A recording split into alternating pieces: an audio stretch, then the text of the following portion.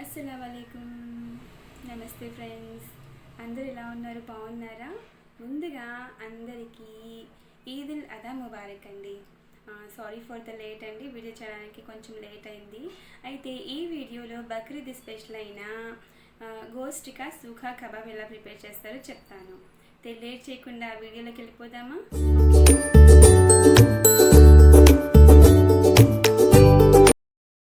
ముందుగా మనం మీట్ని తీసుకుందాం ఫ్రెండ్స్, ఓకేనా? మీట్ ఇలా ఉండాలి, ఇలా చిన్న చిన్న ముక్కలుగా కట్ చేసుకోండి.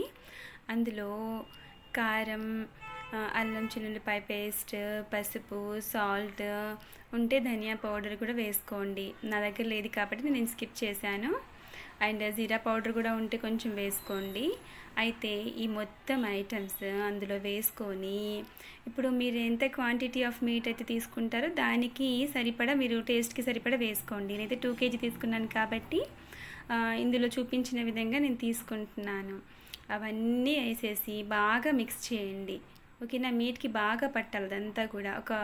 అలా మొత్తం కలిపేసి ఒక 5 to 10 minutes పక్కన పెట్టేసేయండి. పక్కన పెట్టిన తర్వాత ఇలా ఒకటి తీసుకోండి. దీన్ని దాబుని అంటాం మా భాషలో, అయితే తెలుగులో ఏమంటారో నాకు తెలీదు. ఇలా తీసుకొని ఒక్కొక్క ముక్క అందులోకి అలా నేను చూపిస్తున్నాను చూడండి, ఇలా చేయండి.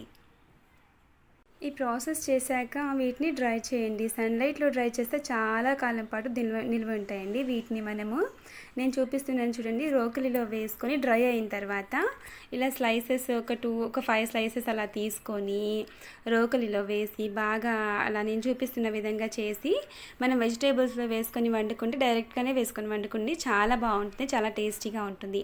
ఈ వీడియోని మీకు నచ్చిందని అనుకుంటున్నాను ఫ్రెండ్స్. వీడియో నచ్చితే కనుక ముందుగా ఛానల్ని సబ్స్క్రైబ్ చేసుకోండి ఫ్రెండ్స్. అలాగే లైక్ చేసి కామెంట్ చేయండి ఎలా ఉందో. అందరికీ షేర్ చేయండి ఫ్రెండ్స్ వీడియోని. ఇంకొక విషయం ఏంటంటే ఫ్రెండ్స్, వీటిని మనం అప్పడాలు వేయించుకుంటాం కదా, అలా ఆయిల్లో వేయించుకొని పప్పు చారులో తింటే చాలా టేస్టీగా ఉంటుంది ఫ్రెండ్స్. Thank you. మీరు కూడా ట్రై చేయండి.